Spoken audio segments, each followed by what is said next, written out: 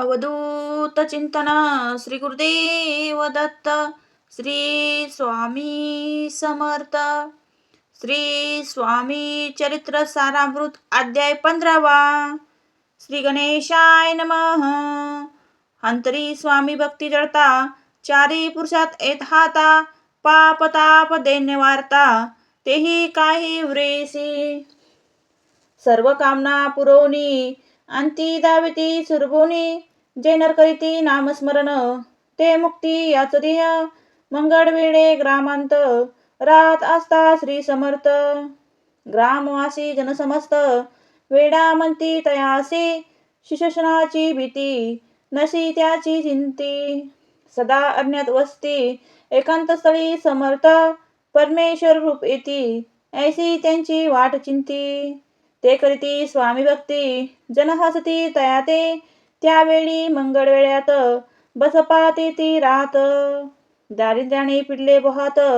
दिनी स्थिती तयांची तो एक दिनी फिरत फिरत सद्वन्माची जात तो देखिले श्री समर्थ चिदंबर यतिराज कंडक्षया करुणी ते वर केले शयन केले नवल देखुनी लोटांगणे घालीत असे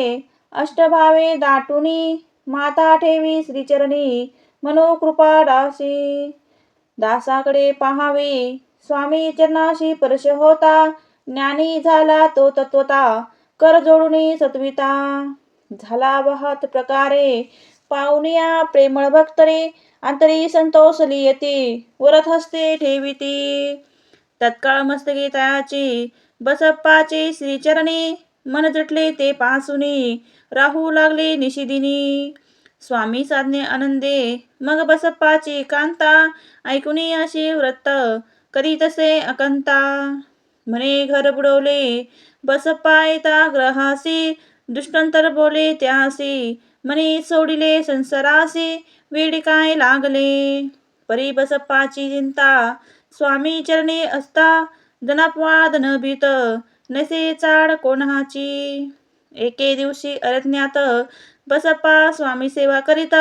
तवे झाले असे रात्र गोरदम दाटले चिंती चढली श्रीचरणी भीती नसे काही मनी दोन प्रहर होता रंजनी समर्थ उठुनी चालले पुढी जाता समर्थ बसप्पा मागे पाहत प्रवेश कर अज्ञात क्रूश शापते ओरडती परी बसप्पांची चिंता न वाटे काही भीती स्वामी चरणी जडी वरती देहभान नसेसी तो समर्थ केले नवल प्रकट झाले असंख्य ब्याल भूभाग व्यापला सकळ तेच अग्नी समान पात पर्श सर्प झाला बसप्पा भानावरी आला अपरिमिती देखिली सर्पसमूह चौकडे वृक्षशाखा अवलोकिते तो सर्पमय दिसत मागे पुढे पाहतो तो दिसे सर्पमय पाहुनिया ऐसी परी भयभीत झाली अंतरी तो तयासी मथुर उत्तरी समर्थ काय बोलले भिहू नको या समयी जितके पाजे तितके घेई न कर अनुमान काही देवे तुझे उदले ऐसे बोलता समर्थ